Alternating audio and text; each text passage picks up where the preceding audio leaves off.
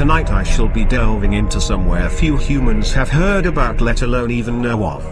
I shall be going into some details of distant alien cultures and some of their beliefs. So unfortunately all those fact finders out there will not have much to do this time around. However, you may be able to extract portions of some of this from various archaeological sites that have been found. The species in particular I will be discussing are the Pleiadians from the Solaris galaxy in the constellation of Pegasus. Solaris is the home galaxy of what we would consider an intergalactic joint federation of council members that can be compared to the UN as far as description of duties, both as the council and as individuals. Together as the Council United, they are the interstellar executive branch of law and governing order within their regions of space. Each system's leading authority is represented by two members placed by that species, like ambassadors. Their authority as council members pertains to interplanetary and galactic trade issues and regulations, boundary disputes and outer alliance colonization and development agreements for world ventures such as mining, refining, terraforming, colonizing and other projects. Last updated information on the Council placed the governing number of allied systems to be that of 437, representing councils for inhabited systems. Our system has been excluded for unclear reasons, as there are many separate systems that claim to have knowledge on this topic, but none of them ring completely true. From observation, whenever a human is mentioned as being present within any of the species away from this world, the subject is met with surprise and loathing, I've noticed. As if someone had just shown up to a party and introduced their friend they brought with them that just flew in from Wuhan, China, if that gives a clearer description.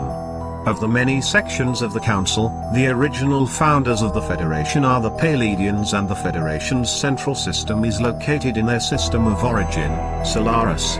Although the descriptions that detail the Pleiadians states that they were not originally from Solaris but had colonized it long ago, coming from the region of the binary star system we call Proxima A and B star in the Alpha Centauri system.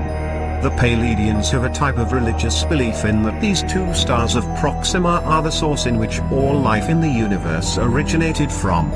That long ago there was the first species who came from a system that once inhabited one of these stars, and upon its destruction, scattered the seeds of life across the universe within the core of the debris, which became asteroids and comets that eventually crashed into planets and developed life from the microbial life that was stored within them. The Pleiadians do not claim to be of that original species but are derived from genetic technology that came from them. The progenitors of the Pleiadians were however directly created by this ancient species. Their purpose was quite different though, as they were created specifically for the purpose of war. The Forerunners, as I shall refer to the first species as, had fallen into internal conflict with each other, and as their species numbers grew low they began cloning basic augmented and enhanced drones to finish fighting their war for them as they receded into extinction. The Pleiadians' features began looking much like what we call the Greys before atmospheric augmentation. To adapt them to new worlds they colonized altered them into looking like what we would associate as really tall elves, as they stood on average of about 9 feet tall with pale pigmented skin tone and long stringy blonde hair. The progenitors of the Pleiadians, being clones themselves, inhabited our solar system at one point on a planet once called Phaeton and were known as the Chardalans. Roughly translated. The species they were at war with came from the region known as Sirius Nebula in the constellation of Canis Major. However, both of these species colonized many different systems, and the official account of their origin goes back before the creation of our current universe. It is recorded that both species had originated during the end of the second universe, and that there are altogether 16 universes in total, this one being the fourth. By their accounts, the universe, in its current state of particle matter, will eventually reach the furthest boundary of what we call expansion. Then the ever-extending kinetic wave of force will begin to retract inward, eventually collapsing back into the cosmic singularity, which will expand and redistribute the laws of particle formation with a new Big Bang. Each time it does this, the particles of the previous universe become redistributed as well and forms a new particle field each time, and that each universe goes through a cycle of approximately 538 billion years from expansion to collapse. They also stated that the first two universes are locked by the ancient Forerunners because of their war that evidently destroyed those universes.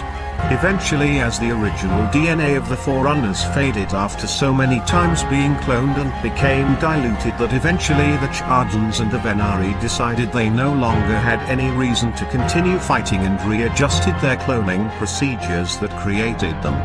The Chardans gave way to their own designed culture, which became the Pleiadians. The Venari created the reptilian hybrids known as the Osirians of the region of Betelgeuse and Rigel 5 in the Orion constellation. The Pleiadian insignia that can be found on most Federation ships is the symbol of a pyramid structure being orbited by two suns with a beam of light shooting up from the top of the pyramid. This symbol represents their belief in the source of all sentient life coming from the Proxima stars as it rotates around the symbol of the Forerunners, symbol passed down from the Chardans as a sign of their technology, which was a universe engine ship that they would cross into other universes through the cosmic singularity, where they would once again seed life into the new universe each time. The Osirians had a legend that spoke of what the definition was if any were to ever witness one of these ships appearing at any time in space. That if anyone should see a vessel such as this, then you can be certain of two things. One is that everything you know in the universe will be ending soon, for they only awaken from their hyperbolic stasis at the end of each universe in order to gather power and store it in order to cross the Bifrost Bridge into the next realm of existence. And two is that resistance is pointless, for they are the architects of all that is. They are said to look descriptively the same as the species depicted in the movie Independence Day. Also to note that the human race that currently occupies Earth, the Homosapien species, were another project created by the Chardans in an attempt to ensure their species' survival. The same cloning process that created both the Pleiadians and the Osirians were also used to create us. However, the records show that our species were specially augmented, and that the control signal that is required for a great cloned units was removed to aid us in becoming as close to the Chardans as possible, being we were their last and best effort to survive extinction. This is said to be the source of our subject we call our free will. And the raven never flitting, still is sitting, on the pallid bust of Pallas just above my chamber door. And his eyes have all the seeming of a demon's that is dreaming, and the lamplight o'er him streaming throws his shadow on the floor. And my soul from out that shadow that lies floating on the floor shall be lifted nevermore.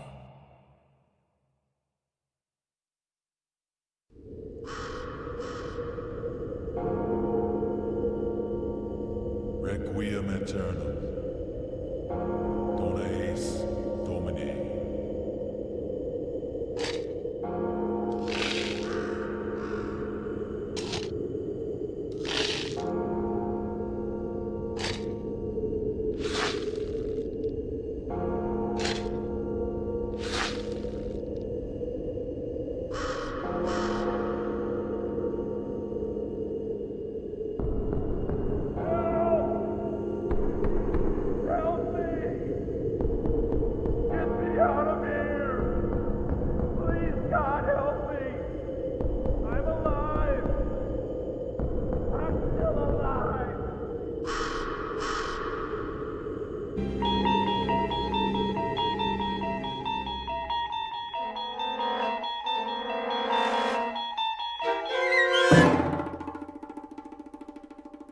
There is a fifth dimension, beyond that which is known to man. It is a dimension as vast as space and as timeless as infinity. It is the middle ground between light and shadow, between science and superstition, and it lies between the pit of man's fears and the summit of his knowledge. This is the dimension of imagination. It is an area which we call the Twilight Zone.